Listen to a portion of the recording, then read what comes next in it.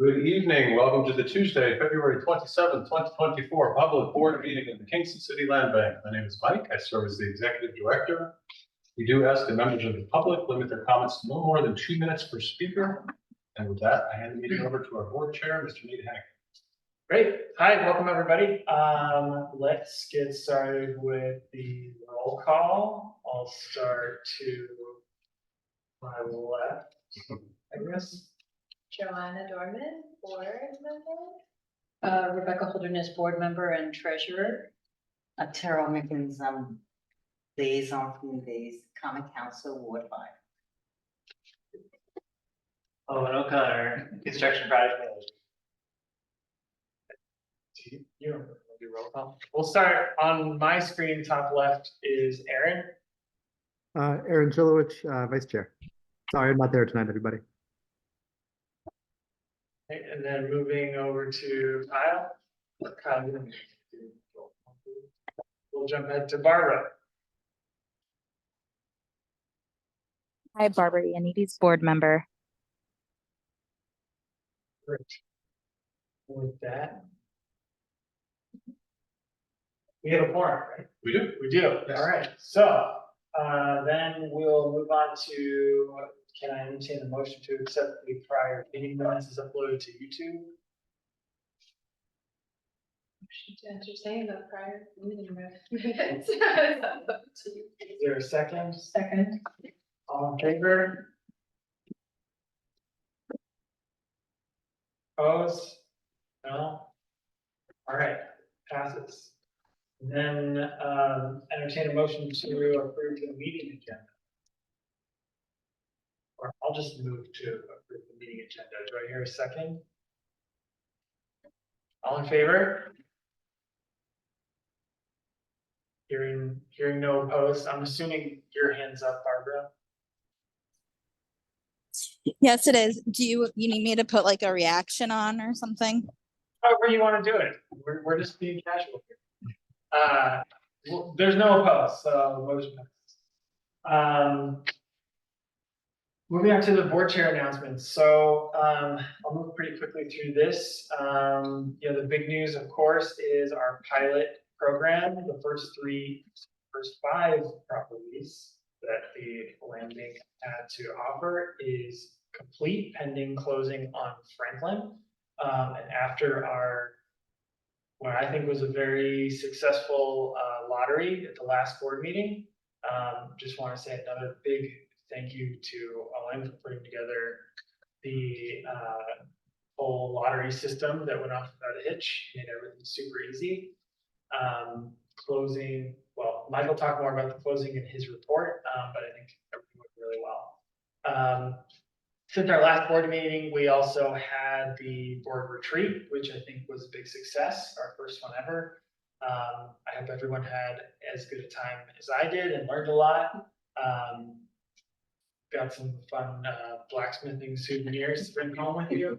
But most importantly, I think it was really helpful for all of us to get alignment on, at least what I thought was the real most important part was to get alignment with all of our committees and set our goals for the year. I'm going to be checking in with all the board chairs. I want to try and do like quarterly just to check in and see how progress is going on those goals. Make sure we're eyes on the prize. But just want to thank everyone for coming out to that retreat. It was a lot of fun. Next big update is we talked a little bit about it. It was like a soft launch at the last board meeting, but now our new website is officially launched. I think it looks really great. Again, if you catch any bugs or anything that needs to be fixed, please send them our way. We're making little minor tweaks here and there, but it looks really great, and hopefully will also be a real catalyst for some of the upcoming events and our next round of houses we have available. Also, board members, if you guys have headshots and want to have them added, please send them to Mike. Last time I checked, I think Aaron's was the only one on there. So thank you, Aaron, for sending. I don't know if others have sent theirs in since then, but it looked great. So if you want it on there, great, send it to Mike. If you don't want it. Our next big event. That will probably be pushed out. Maybe push out a bit. Okay, so maybe in April, TBD, we're working on a ribbon cutting event for the 3 properties that were offered as part of the lottery at the last meeting. So TBD when that's happening, because it's gonna depend on the closing dates. But stay tuned for that. Hopefully everybody can come out. And, you know, it's a public event. We'll try and make it fun party, you know, invite people to come check it out. I think it'll be a good time. On March 26th, I'm also going to be making our annual report to the Kingston Common Council. So Mike and I are going to be working on that presentation. Once it's done, I'll share it with everybody so you guys have a chance to see it too. Or if you want to come and attend, just moral support, feel free. And then Sorry, where does that happen? that's it, y'all. Yeah. And I forget, is it one of the committee meetings or? one of the It's a meetings? new committee, The new and I committee, believe that's that's the housing, are you aware of this? The- Yeah. Do you know The recall the name? community, it's like CDBG and housing. right. Okay, And you will probably meet, what day is it? the 26th, 26th, so yeah, you'll probably meet in the room. perfect. All What right. time is it, June? I can send that. around. TBD, we'll send it around. Okay. If you want to come, Sure. please. Love to learn. I'm always about learning. And then the only other big announcement for now is that on April 2nd, hopefully it still works, I'm likely going to be appearing as a guest on the Family of Woodstock radio show to talk about all things Kingston City Land Bank. If anybody wants to join me, please, the more the merrier. Or if you have suggestions of things you want to make sure we mention, send them along. Not really sure what the format is, just gonna be kind of free flowing. Wait, So, yeah, and that's all I got for my announcements. So with that, we will go to the public comment section. If there are any. See, I think there's one member of the public, but they may be away from their webcam. Just for recording purposes, I'll note that we have 2 public comment sections. Oh, you're back. Hello. Hi. Hi. Oh, public comment? Okay, thank you. Hi, I'm Tanya Garment, resident of the city of Kingston. I wanted to ask that you post the agendas online on the city site, and also that you post the location of the meeting on the land bank website. I also wanted to, I'm sorry, I can only say for a few minutes. I'm very glad that you're giving this Zoom option. I'm really glad to get at least a little peek into the meeting. And I thought of coming to the meeting because I saw the article in the Daily Freeman about the land being donated. And I wanted to just say that you've got now the 2 properties in the Avenues neighborhood. They're both T3 open transect. So there's a lot of possibilities there, and wishing you luck with developing that, and hope that you are taking a look at the form-based code, because it's a lot to be inspired by there. So thanks. Excellent, thank you. Yeah, no, thank you for your comments. And I just wanted to know, while you're still here, we do put the agendas on the city website, so you should be able to find them on our, go ahead. They're on our website. They're on our website. Which is not the city's website. Yeah, they're on the city's website, but they were on the city's. Maybe, well, I went to Kingston Land Bank website, went to the calendar, and it doesn't show the location of the meeting or the Zoom login or the agenda on there. So maybe there's a new website?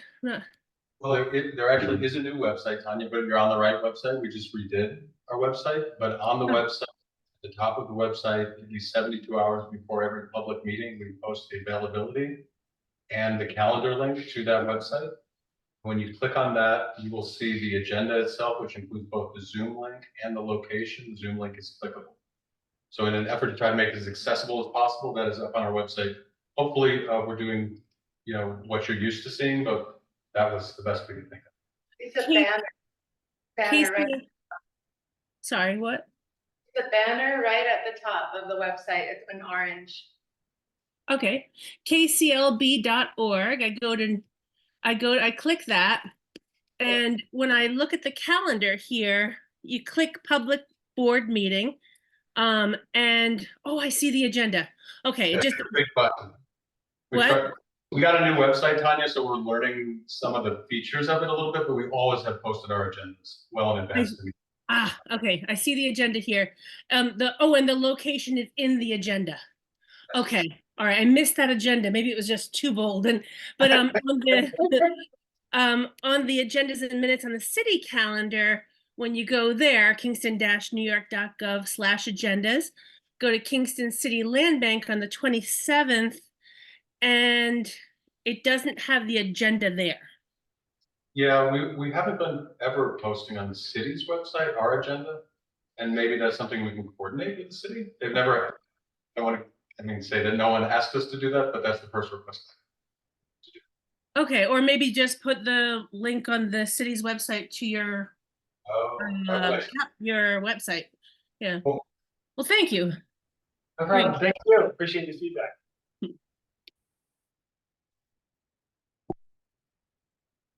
Doesn't look like we have any other members of the public. So with that, we'll move to our next agenda item, which is our executive director report. Hey, everyone. Good evening. Thank you. I typically go through 4 categories of reporting. So the pipeline, the pre-development, property sales, and the available funding that we're looking for. And then I have other catch-all sections. So I'll try to go through it rather quickly, but just to give everyone the context for what I report on. In our pipeline category, we are working to determine exactly how many homes are in our pipeline. We currently have 2 homes that we're being asked to review by the city of Kingston.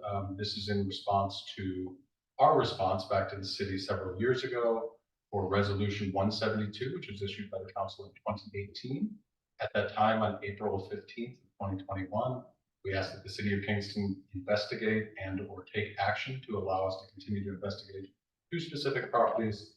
The city has come back to us now with a request that we reach a final decision on those properties. We've discussed it at ADC, our Acquisition, Disposition, and Construction Committee, which meets monthly. At our next meeting, I would recommend that we make final decisions on those final 2 properties. We've talked about them and looked at them for 4 years, and I don't think anything has changed in those 4 years of waiting for additional information. I think we can make a relatively easy decision, but those are new properties that are in our pipeline all of a sudden. So I say that to mention them. I don't think they would be there a month from now. Also, 2 properties that we are considering, continuing to consider, come from Council Resolution 66, which is in 2023. This is 1 single-family home, which is still in the maybe category that we're investigating for City of Kingston license agreement, which we greatly appreciate at 177 Murray Street. The second house, which we are also continuing to investigate and work with the city on possible options to return to the tax rolls, is 24 Belmont. It's a vacant lot. So those are the 2 under that resolution. We have a ongoing conversation with the city about possible options for additional properties. Nothing is in focus at this time. We remain hopeful, but nothing to announce at this meeting. Hopefully by the next meeting, that will come more into focus. And then, as I do every single month, I report on the National Community Stabilization Trust, for which we are a member, the sole member in Ulster County to receive notice of closures from participating member banks, which we thought might produce a pipeline of properties for us. With the same each month that we have received 0 requests to review any properties. That is the complete pipeline of our organization for this past month. Moving down to the pre-development section, we were up to 9 properties this month from 7 last month. This includes 6 properties in the next round of single-family rehabs. We closed today with the city of Kingston on 2 properties on Abbey and Stefan Streets. So hooray for that, long time coming. Thank you to the council and to the city for participating with us in the series of events that took place after the city passed its disposition policy. There was a Supreme Court ruling It threw things somewhat into timing jeopardy and unknown series of factors, but we figured it out for these homes. We closed on them earlier today. Thank you, Stacy, who was unfortunately not able to join us, for finding the insurance about 2 hours ago on all properties. And thank you to Owen for continuing to move forward with the RFP for the general contracting, which will allow us to rehab these homes into single ownership. Also, Third Avenue, as a participant at the meeting mentioned, our update this month is that for the first time ever, we received a donated piece of property from a longstanding member of the community, Mr. Joe O'Connor. Hope he doesn't mind his name being mentioned in the papers. This is our first donated property. I want to give a shout out to Kyle, who I think his first week at the land bank, I CC'd him into an insane conversation about getting this property 2 years ago. It's taken us over 2 years. There's a lot to unravel and a lot to untangle, but thank you, Kyle. We got there. And it has a story, but it's a great story. And it's continue to move forward with our development plans, for which we have nothing to announce at this time. The 2 other properties that we purchased today are Teller and Hanready. So 43 Teller and 3537 Hanready are both vacant pieces of land owned by the city for quite some time. We have no current plans for those other than, as the participant somewhat mentioned, that there might be options under the new zoning code or types that could be interesting. It's a little bit vague for where we're at right now, but we feel it's an opportunity for us to return. Moving down to the next category, property sales. So we have 3 properties, down from 4 last month, because we did dispose of 111 Down Street. The first property, it is not part of these 3 properties, but it's worth mentioning, is 291-303 West O'Reilly. We owned it for about a quarter of a second today because we had arranged with the neighbor for the first time ever to immediately transfer it to the adjacent neighbor, put it right back on the tax rolls. So we owned it, sold it the same minute.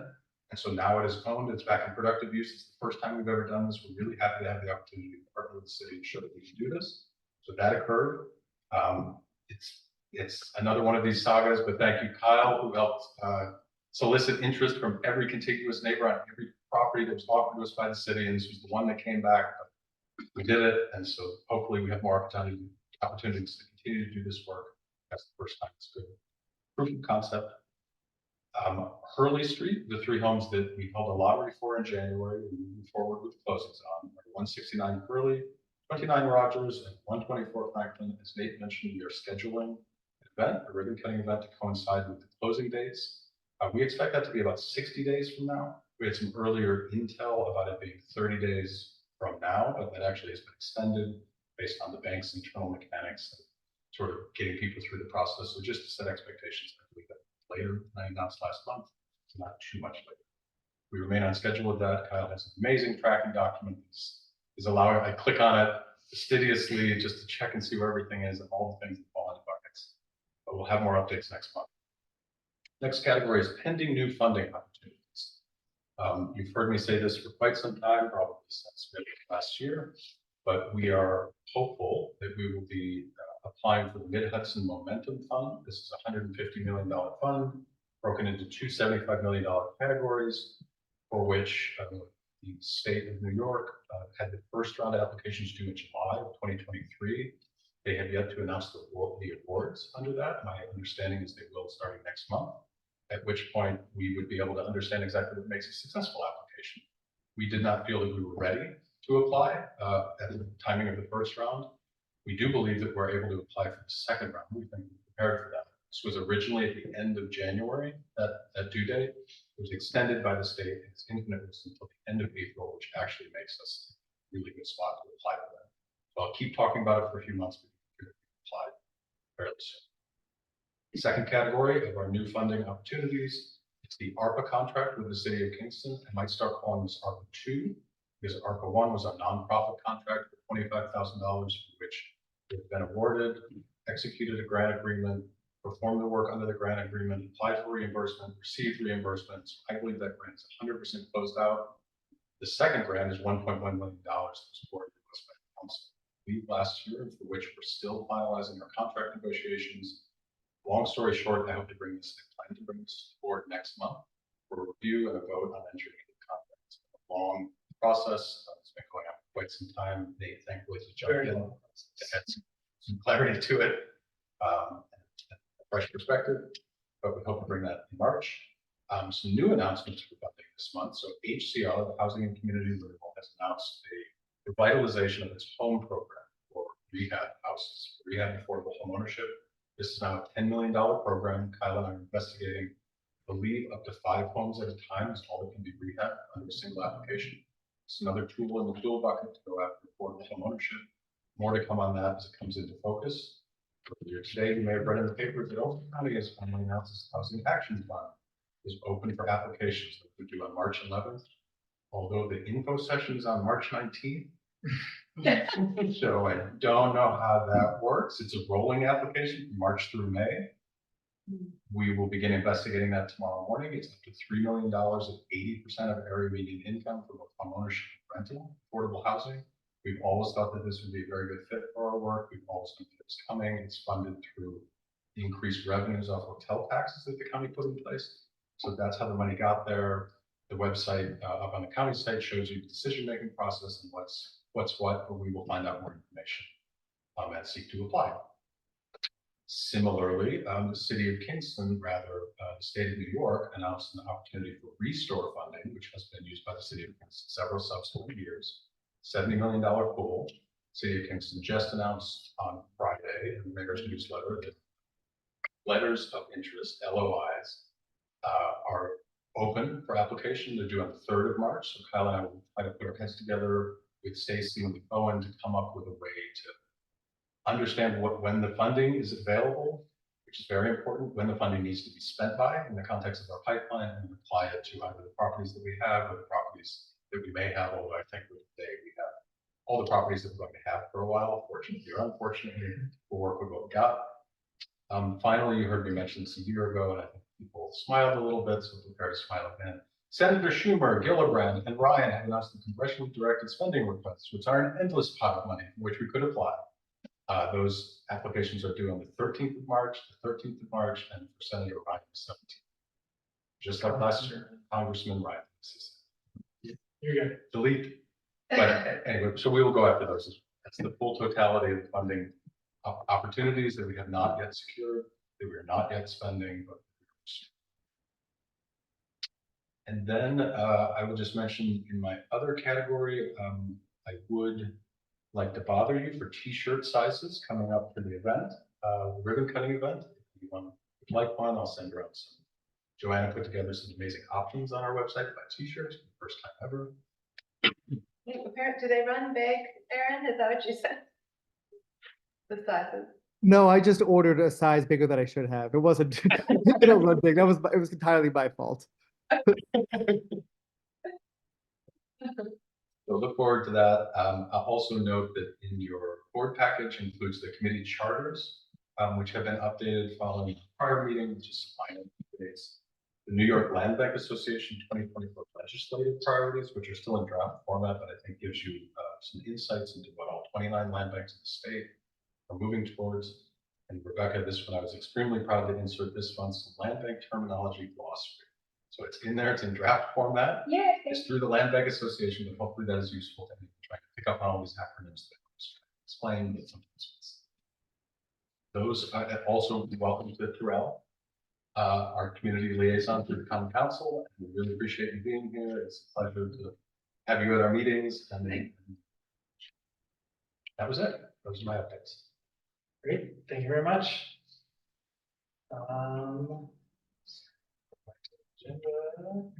Our next item is ADC, right? Yes. Which is, Acquisition, disposition, and construction.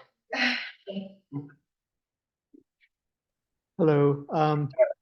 So I'll be very brief because Mike just said everything. I don't need to repeat it all for everybody, but congratulations on the new properties that we acquired today. It's very exciting, and I look forward to celebrating some home sales in the near future as well.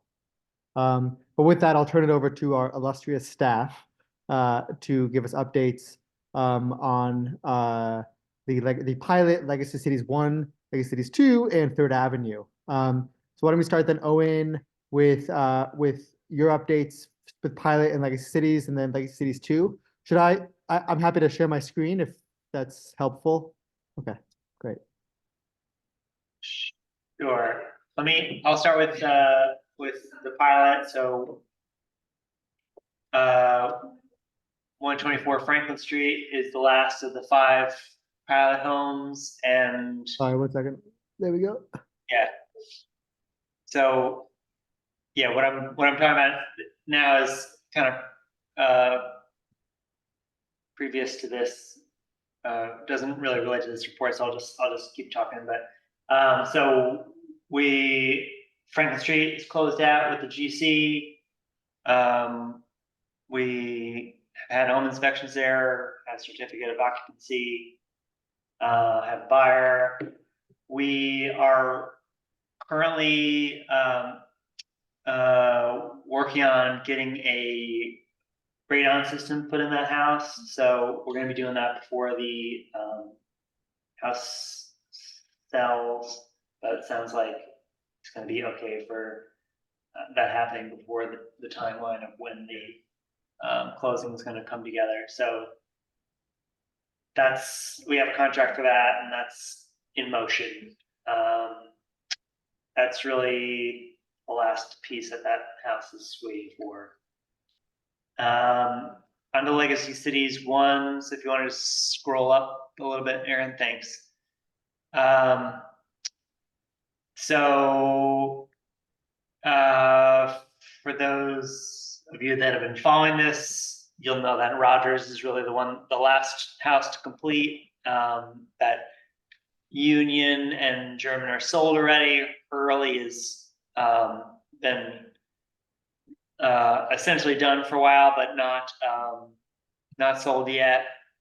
And I think the interesting thing to see on this report, in contrast to last month's report, is that the amount of contingency left after work, basically the amount of total contingency left is more than we projected last month. So we basically, when in putting together the last change orders and cleaning up things that had to be done with the project, we were able to ask for some credits back and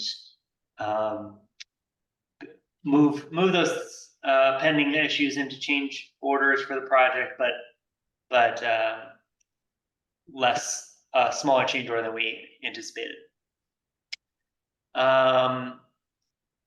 The Rogers and Hurley have both had their home inspection, and they're both having their punch list wrapped up right now.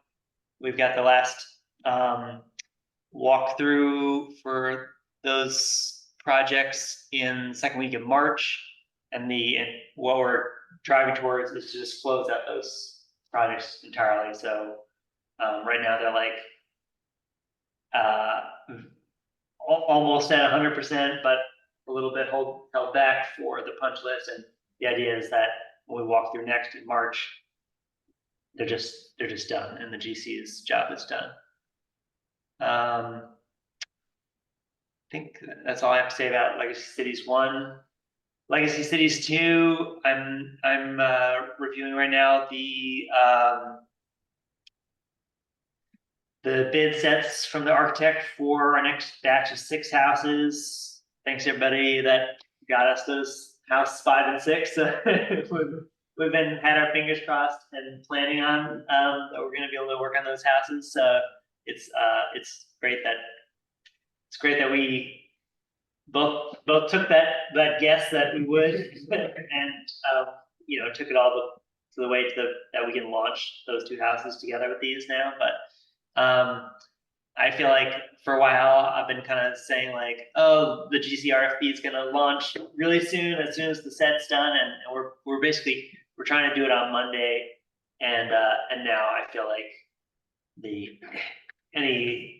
any slippage with that is like, well, it might be Wednesday, but it's next week, So basically, I'm getting minor comments back to the architect, but it's like little things that I'm hoping they play ball with us and are just wrap it up this week. So that's going to be a 30-day-ish RFP or whatever it says in the RFP.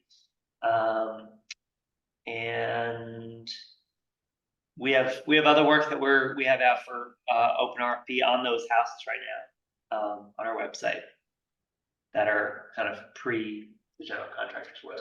Yeah. Any questions about what's going on with construction or getting ready for construction? Just curious, why was Hurley held back? Because I know that was really kind of at a clip for a while. So now it's kind of at the same place as Rogers. Like, why isn't it already closed out? Yeah. I mean, basically because well, I would say two reasons. One, because those two houses are being sold together. And then, so that once Hurley was done and its punch list was, oh, that doorknob needs to be tightened, or, oh, the knots in the wood are showing in the bathroom, can you repaint them? They were fairly minor things rather than you forgot to do this major part of our project. So once the house was nearly done and just had a punch list left, it's the same GC that's doing Rogers, and Rogers was the one that needed fuel poured on it to get it caught up on kind of our overall schedule. So that's why it's sat there, but it really has like one or two little things that are needed now, and really the things that are needed are like things that are just being done because we've held on to it for another couple months. So little things need to be adjusted or whatever. Yep. Thanks, Owen. Thank you, Owen. That's great. I guess one question I have is, and it's probably too early, do we have any sense yet of potential new GCs or new contractors who might be interested in applying? I don't know how much outreach has occurred between the last time we did this and this time.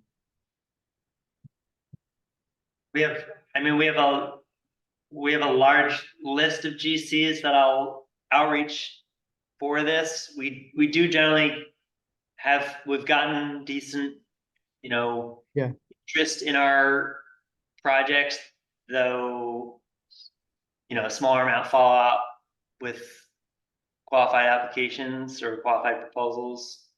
Yeah. Yeah, I guess I don't, I think we have more promising GCs on our list that we hope to connect with, and it's a little bit hard to move the conversation forward until we have the plans to show to them and get to see whether they have any room on their schedule this year. That makes sense. Thank you. And with that, Kyle, I guess we'll start with finances, and then move over to Third Avenue. Sure. Thanks, Aaron. So, yeah, this kind of just echoes what Owen was saying. This is a finance summary for the Legacy Cities 1 project. As Owen notes, we're almost entirely drawn down on construction costs, so the balances here, they mostly represent soft costs. Most of it's actually the developer fees. We're hoping that next month might be our final requisition, assuming we can finalize the sales, but we may need one or two more recs to wrap up outstanding items after the sales. But yeah, right on track, and on budget. So I can answer any questions people have here.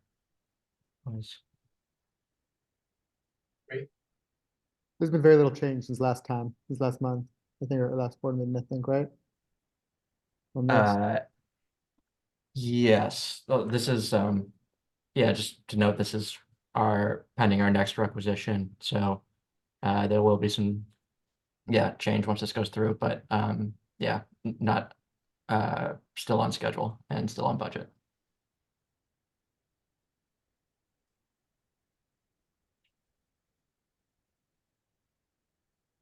If there's no further questions, I'll move on to Third Avenue.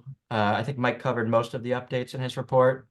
Again, we received a property donation, which we're really grateful for, and we just continue to seek out funding options for the project. We're seeking city feedback and refining our plan. Hope to bring it back to ADC and the board with some updates soon. Thank you, Kyle. very excited that we now own the entire site at Third Avenue. It's going to be great when we can start talking about plans. That's it for ADC, unless there's new agenda items that anybody else would like to bring. I think it's a relatively light day. All right. With that, I pass it back to the board chair. Great. Then we will move on to the Finance and Audit Committee. Over to Rebecca. Gosh, I'm called the Finance and Audit Committee. Okay, so here's some paper. Remember paper. These are just my highlights from my meeting. I have a meeting prior to this meeting to go over in depth the financials that are attached to the board package. Mike can't have, okay. And I also will send this to you, Mike, if you want to put these updates anywhere. I would say that one of the things that we discussed in the meeting that I had yesterday with them is that our job really as the board is an overview of what's happening.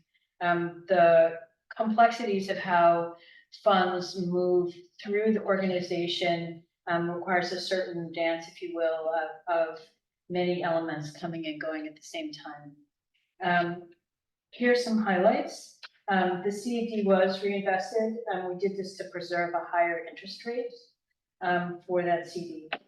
Downstreet was sold. I think that's a huge positive for the community, for the taxes, put it on the tax roll. And as well as a really committed and exciting buyer who will bring a lot of energy to the neighborhood. So we're excited about that. As you can see from the acquisition, et cetera, committee, work continues and is on budget. You guys are amazing. I feel that your planning and your execution of your projects is quite extraordinary, and I want to compliment you again. And I think that what I added to this is cash flows, both in and out of the land bank, are functioning as predicted and planned, right? That's really what we want for. So the Meta Legacy Cities, the work continues on Rogers Street, as we just discussed. The expenses are in line with the project budget. And I would say that the tax and cash outcomes are appropriate and favorable to maintaining an ongoing and further relationship with Meta, which seems to be desirable, right? So we want to keep your partners happy, keep them close and happy, and they seem to be happy with both of those outcomes. So that's really what I have. We are preparing all of the gadgetry individuals and clothing required to do the audit, and the audit will proceed as planned. I don't foresee that there are any problems coming forward with that. I do remember at some point we looked over the proposal, the RFP, and for the tax and audit professional who has worked with the land bank before. And just like with the Meta partnership, repetition is helpful in this regard so that we can continue to refine organization and lighten its load, right? That's where we don't want to get, I guess it's my sense as a board member that we don't want to spend too much time doing anything but rehabbing homes and getting money to do that. And getting it into the hands of people effectively and serve our missions. We don't want to spend too much time stumbling over things that can be repeated efficiently and cleanly. So that's my report from my overview. And the statements are in the board packet if you want to read the nuts and bolts of the thing. Yeah. If you're interested in that. There's a certain redundancy, I would say, in the paperwork. So if you've looked at the reports from the acquisition et cetera committee, you're also looking at many of the things that run through the overall budgeting and organization. Does that all make sense, Mike? Yes, since Stacy's not here, that's what I got to say. There were some requests for questions and answers, and those question and answers are available about understanding some nuts and bolts of the budget, right? So there's a report, and we can, if you're curious about that, we can put that out there too. But it's a little gnarly, I would say, and it's understanding that. But Aaron, since you were curious about that, that's available for you. Okie dokie. Okay. that's what I got. Great. Can I ask a question? What Absolutely. is, Maida? Maida is as I understand it, a construction partnership, in which houses? Yeah, so they're a general contractor, and then for this batch of 4 houses, that we're just referring to as Legacy Cities One, which is the money that pays for some of it, or the program which is sound like, but they're our partner in that 4-house project, which, so in previous houses, as a nonprofit, hired a GC, and in this case, It's a joint venture. yeah, it's a joint venture, and the joint venture is hiring the GC, which is also one of the partners, yeah. And so how does the developer fee work? 50, if you I'm believe, sorry? 50, you'll believe that. And So what is the limit on the? 15% of total 15%. development cost, but we didn't get that high. We had to go down. So that, not to go off on too far of a tangent, I'm happy, like, after meetings and talking for 8 hours about this. But for us to get into the Legacy Cities Access Program, for which we first ever close under it, was to partner with maybe would be state certified general contractors, offer them the opportunity to be co-developers, for which they could learn to be developers or not, but they would be receiving. That's amazing. That's, Well, yeah. And the other cool benefit to Maida is that because we're a nonprofit and inevitably we do all this work at a loss, it's a tax break for them, so. Right. So that's what I meant about keeping them close, right? It's a very productive partnership for them, and one that we're happy that we made. As I understand it, I'm relatively new to the board, but that, as I understand it, and those are people we want to keep growing with, right? So They do great work. Yeah. I look forward to meeting them sometime with my heart held, and when I'm invited. Under supervision. I'm in supervision. Birthday, baseball. Jumping around. All right, any other questions on the treasurer's report? So just to like put a fine pin on it, if I'm understanding Rebecca, the goal here is we don't need to report out during the board meeting of like how much we paid in lawn maintenance fees. No. That's in the report. These are just high level. These are high-level summaries, that's in the report. I just think that from a leadership point of view, if you're curious about how much we paid for lawn maintenance, it's in there. You can go look at it, and it's easily accessible. Right, and they were sent to everyone in the board before the meeting, so if you were curious about lawns, you could look it up in the day. Mostly, I just think we really want to make sure that we're doing the top level job. Yep. And seeking to clarify that process. Well, then with that, I will entertain a motion to accept the treasurer's report. Motion? Is there a second? Okay. Second by Joanna, all in favor? Love it, Barbara. Got it. All right, treasurer's report is accepted. Moving on to the Communications, Community Engagement and Fundraising Committee. Bartek is not here, so I'll just ad hoc do it. So for discussion, social media and community engagement opportunities. Actually, on the first discussion item, the quarterly engagement, I'll give that over to you. I know it's in process. I had COVID, so I was not at the meeting, sadly, but I am a huge advocate for having a plan and for being able to plan over a quarterly plan, but that we can observe over a year. So we can figure out what is the best way for us to engage clearly and actively with the public, and also create allyship for the Kingston City Land Bank and an understanding of what the land bank is and what it's doing and what it doesn't do. Right, so that's the general overview. Bartek did send an email out saying that there was a quarterly plan that emerged from the meeting that we should be able to discuss at the next meeting. So that's what I understand is going on. Perfect. Okay, And I'm looking forward to it. It's going to be awesome sauce. me too. I'm excited to see it. Nothing like a plan. Love it. And I guess I'll jump in so you don't have to say everything. So there was an RFP for social media. Is that the appropriate moment to talk about this or? Yeah, we can go to the next thing. That we do have an RFP out for a social media contractor, I'll call it that, or, yeah, to handle the social media, which will interlock, of course, with the plan, the quarterly plan, right? That those things would come together. We did extend, as I understand, Mike, the time to get applications in for the RFP, and I would suggest that if we don't get anywhere, we should try again, right? And I did reach out to the Ulster County Entrepreneurial Hub to see if maybe there was an entrepreneur who would like to be entrepreneurial and do our social media. I thought that would be good, and if we still don't get any fizz up, and I could also reach out to Sam Kendall and maybe he'll know somebody.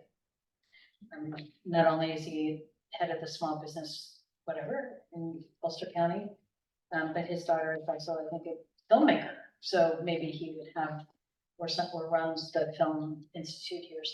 So there's media in there somewhere. So maybe we can get out, because sometimes it's hard to get an RFP from an organization like this to the right people. And I would just love us, like we do for anything else, to have some choice, right? So we can find the best deal. But ultimately, we'll probably find the people that will do it, and then we'll do it. Right? Yeah, if we don't get any bites on that in the next round, like by the next due date, maybe at the next comms committee meeting, we talk about revamping that, because I looked at the RFP again. It's quite long. Yeah. And it, no, it's not your fault. I think it's like,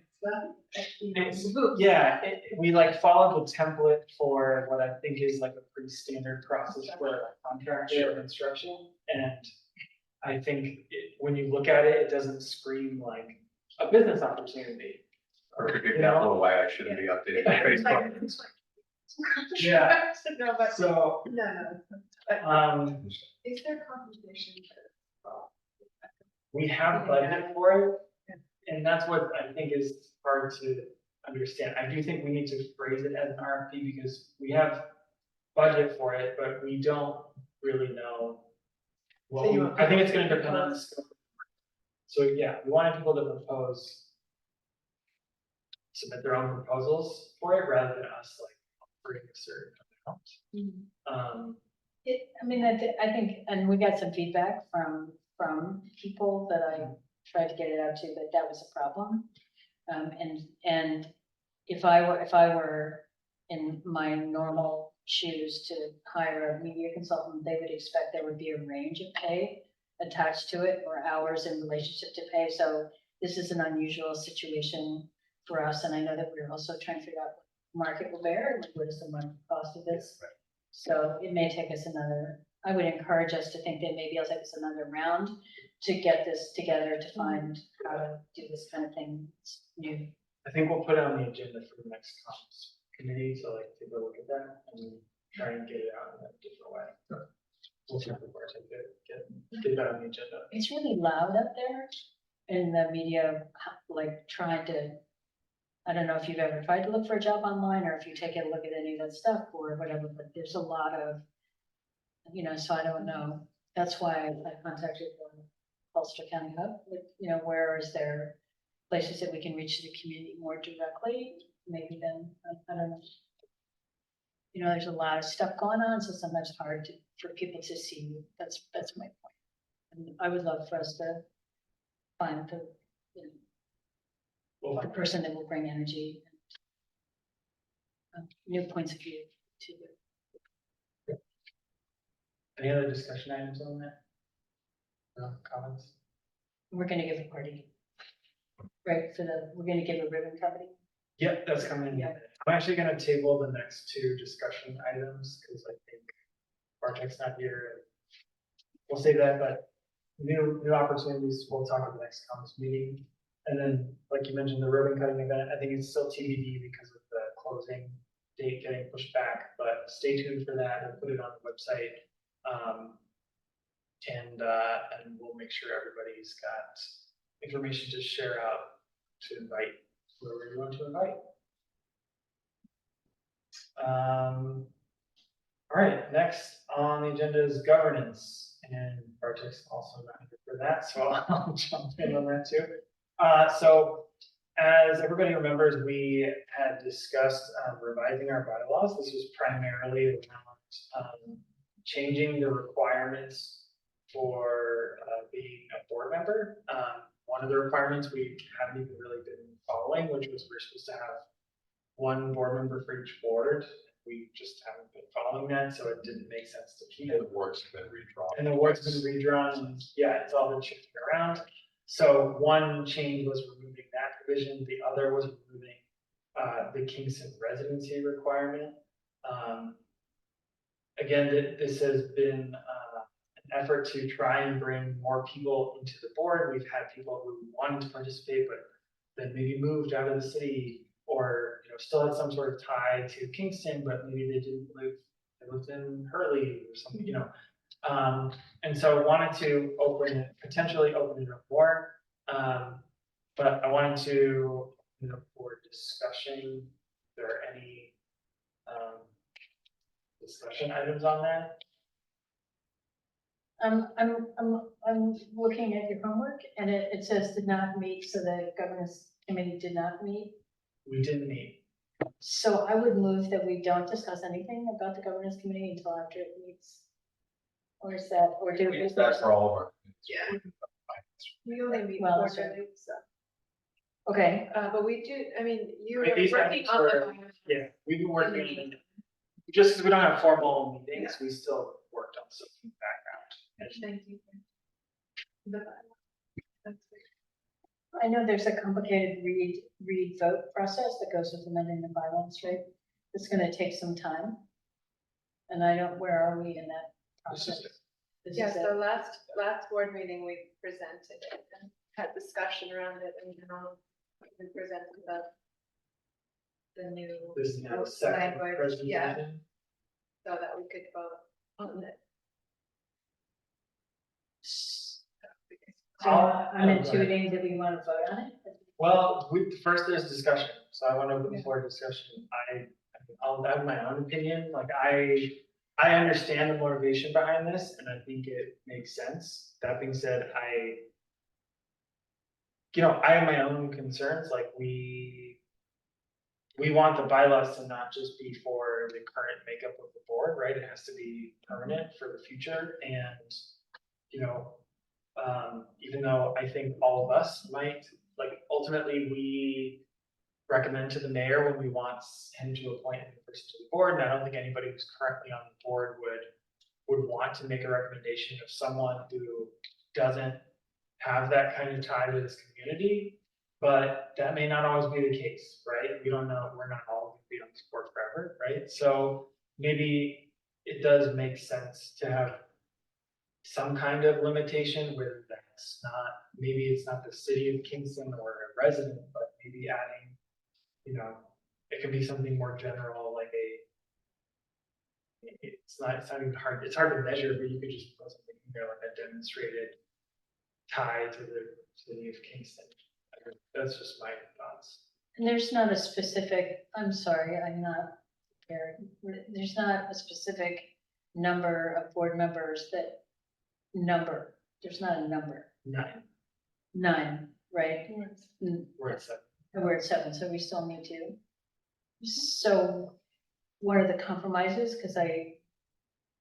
About the Kingston residency is to make it proportionate, that XYZ number, like half or 7 or 6 out of 9 board members need to be Kingston residents. That would give you some space to get people who are not residents of Kingston,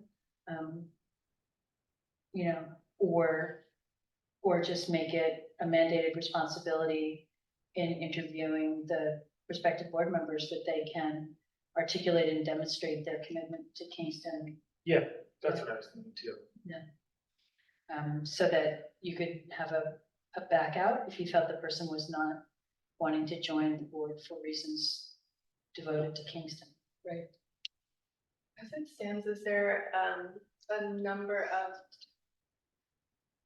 meetings where you can do on Zoom, or can you do all meetings on Zoom? Board meetings? As a board member. Yeah. The open meetings law, I love it. Majority of board members must be present. Right. In a physical location that's open to the public, and anyone else can join via Zoom. So there's a Yeah. scenario in which board member could only always be via Zoom. Something about at least like having to be present in that, it can create some kind of a proximity requirement where it's not like people on the West Coast or different parts of the world are, but and it's sort of like a showing piece to it. I personally, when I was applying, or when I was thinking about looking for homes, I thought about that, like, oh, if I moved to outside the city of Kingston, I would no longer be able to be on the board, which seems a little bit arbitrary when you live in what's called Kingston, but it's not the city of Kingston, right? And so it doesn't, things like that feel a little strange. So whether or not we open it to the whole world, or just being a little more conscious around what actually is our community here versus just like an arbitrary definition of what the city of Kingston is, I think there could be something to relaxing that requirement. I think it could really benefit the board. I think it could bring more people in. I think, yeah. So, and I do trust that we can hold that piece for as long as we are here, and whoever does come on the board, hopefully we're able to bring them into that same feeling and culture around what our vision for it is. But One thing all I was going to add was one thing we could do to kind of recognize that kind of exact conflict, which is that people's lives change and you might move just outside of town and no longer be eligible, is not remove any geographical requirement, but just broaden it to Ulster County, which would, accomplish some of the same goal while also removing kind of the possibility of people applying from outside of the state or something like that. Not that I think that people want to waste spend their, it's not our wasted time, but somebody in California is going to spend their time on Zooms with us back here. But there are different permutations, or we could do, a certain percentage have to be Kingston residents, and the rest have to be, at least in Ulster County. You could do it different ways, just to recognize those kind of long-term fears that each of you expressed. And I think since the retreat was so successful, that it be a board requirement that you attend the yearly retreat. Even if the yearly retreat is we don't have to specify what it is, but that there should be at least one meeting that everyone on the board is at. So because it's good for the board, and it was fun, right? It was fun, healthy, it was right, do the right thing, so it's not to be punitive, but to make sure that people are get the vibe and are friendly. Yeah, know each other, have trust in each other's. I think that's important. I'm so too sentimental. not on bar taking. If we amend what we're putting forward actions, then can we vote on it at the next one? I think it would be the first reading of the amended bylaws. what if we are able to amend it, put it out to the board, and hold a discussion, a public discussion before the board? Of anyone for any questions, so that we could vote.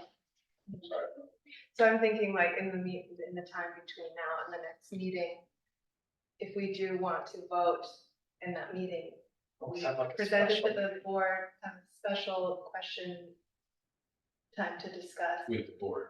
with the board, and I guess it would be public too, a public Zoom. That's the board is there. Right, and then so that we could then discuss it, vote in the next. Like do it all at the same time. Oh, have that be a No, first it's reading. not So we another do a first reading on a special entry. like, If the whole board is there, it's a meeting of the board, we're reading the bylaws, it's a reading of the bylaws of the board meeting, so. so it has to be read all, okay. those are You the just, questions. when the board gets together, when you form, and if you read the bylaw, you change them right before. Then you could go to the board meeting, which is what I think you Yeah. said. I think, Or yeah, you can have the first reading and vote in the same. Exactly, so yeah. No, so we'll have like a special. Okay, that's what I mean. we could do a governance meeting.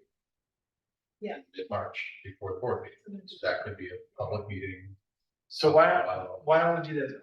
I will move to table this pending some friendly amendments. And then we'll try to bring it up at a interim special meeting for first reading to be voted on at the March board meeting. Are you moving? I just moved. I'm All- second. Great. All in favor? Barbara? Okay. Awesome. Motion passes. Great. I like to imagine. Just so, we're meeting on the 13th. I'll get changes on that too. So if you- Okay, the on-site policy, this is just a policy, so it's not a bylaw, it's changed, doesn't require a second reading, but we've gone through a few iterations of this. I just want to give the context of it. This was an examination of wanting to make sure that, for safety reasons, we don't have people going on site without our staff present, for other issues with making sure that like communications are run through the right people. We're communicating things to our contractors and developers. And so the updated policy, essentially, I'll just read it, in the interest of collaborative system. Well, I don't have to fully read it, but essentially, it's in the board package. Essentially, it applies to any board member, committee member, or volunteer, and says that, actually, there should be a comment after board in the third line. But I think the red lines didn't pick up. Oh, really? Yeah, Oh, like so in sorry. the bylaw in the changes. bylaw changes. It's all right. That's good. So we'll fix that and send it out, but this is pretty much in final form, but essentially. If any board member, committee member, or volunteer wants to be on one of our sites, make sure that either Mike or Owen are present, or you've gotten advance approval from them. This way we know who's on our site, and if there's any issues, we know who to call. It's just for everyone's understanding. It's also like an insurance and workers' comp issue, like Owen, we have a big policy on, because he goes on the construction sites, and if anybody gets hurt, bad for the organization. So we want to make sure we know who's on the site, everybody's safe. Nobody goes on and like leaves the door unlocked, and then people can get in, all sorts of problems. So that was the impetus behind this. Essentially just make sure if you're on one of our sites, you're with Mike or Owen, or if you're unaccompanied by them. It's any questions on this? Or discussion? Does it require voting? It does. I move that we vote to accept the committee volunteer on-site policy. Or There- slash maybe slash on building. Just before that, Owen, you had offered that you might, like create certain times where people can tour the sites with you. Is that still? Yeah, there's an ongoing offer that I can bring people through individually. And I live in Kingston. I do this kind of all week for appraisers and home inspectors and other people that need to like just get in for 20 minutes to our building. So it's not out of the course, normal course of what I'm doing. So you probably know how to get in touch with me. If you don't, you can get in touch with me through Mike. And then if you want me to like make certain times where I kind of initiate it, I'm happy to do that. We've done it in the past, but happy to do it again. I imagine as we onboard new members and Barbara, to be able to have that valuable experience of at least seeing some of the properties could be good. Maybe we coordinate something as a group or something. Yeah. if we. Yeah, I can, well, anyway, first know that you can always reach out to me and just say, hey, I know you're wrapping up construction of these houses, but go look at them before you sell them, or what, you know. And you know that, and then B, we'll set up a time for these, this Legacy 2 houses to go check them out together as a group. No, I just, no, I organize cats often, and so getting anyone to show up all at the same time requires a certain amount of cat organizing. But, you know, it's good to know that we could just call you and let you know, and I think it'd be fun to go together sometime and see the houses be inspirational. So, yeah, amen. I just don't want, you have a lot to do, Owen, and you do it really well. So I don't want to put too much organizing responsibility for cats on. Well, no, it won't be, because it'll be like, I'll be like, all right, April 10th at 10 a.m. I'm gonna be there. Unless nobody tells me they're gonna be there also, so. Yeah, and I just to acknowledge, like, it's an organization that works with housing, and when you can see the houses and orient yourself as like where the houses are. Yeah. It feels good to be able to move through the city and be like, yeah, there's one of our properties that, you know, and I think that's a big part of, we're talking about the culture and building. Yeah. So. You know, I think it's a great idea. I've been trying to get Mike to drive me around forever. I want to go see all the houses. I do, but it was January when I asked, and everybody's like, that's silly, but you don't want to go see in January. We got 5 more. I know. Yeah, so you guys have. I just moved to Houston a couple of years ago, so I'm still trying to figure out which street is where and what people are doing. No, it's very, it was a big, actually big sort of geographic. So there was a motion on the table to,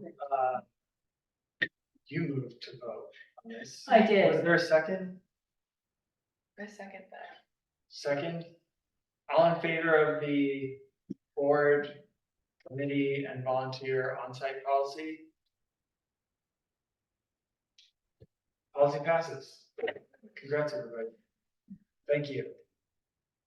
And that's it for governance. So I guess I'm talking a lot today. We'll go on to design. We actually didn't meet in design, but the comment about going to see the property reminded me that we're going to be dividing up the next round of Legacy Cities houses. So each of us are going to be like the point person on the design things. Very exciting. And I'm going to be reaching out to our committee soon to get to work on starting to build a book of architect designers, so that when we have our next round of properties that we need design plans for, we have people to go to. So stay tuned for that. And that's it for design. So with that, we have our second round of public comments. There's no other members of the public here. So with that, new business, we have open for discussion, new location for the board meeting. Everybody like this space. You know, I know there was a little bit of confusion with the meeting happening on Tuesday when we normally meet on Mondays. That was, the space was allegedly reserved yesterday. We're going to try and reserve it for a regular Monday for next month, but if everybody's on board with this, I'll just plan to do it here because this is a nice space. Unless there's any discussion. I'm a big fan of the space, so yeah. All right. Do we need to vote on that? I would be remiss if I didn't recall Bartek's comment about bylaws requiring density of all unless so voted by the board. Yeah. All right. Well, then I'll entertain a motion to move future board meetings to 13 Franklin, if possible. If I can get the space. I second that. Seconded by Rebecca.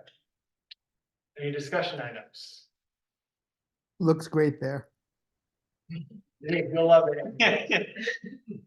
All right, all in favor of moving our board meeting to 13 Franklin, if possible? So our fallback will go back to City Hall if it is booked, but we will plan Is City Hall available? Like, I thought all that. generally. Just show up. You never know. You got- In the big room. Yeah. Can't access that. All right, motion passes. Congratulations. Yay. And that's all we got. So with that, I'll entertain a vote or a motion to adjourn. Motion to adjourn. Second, I'll second. seconded by Aaron. All in favor? Motion passes. Thanks, everybody. Thank you.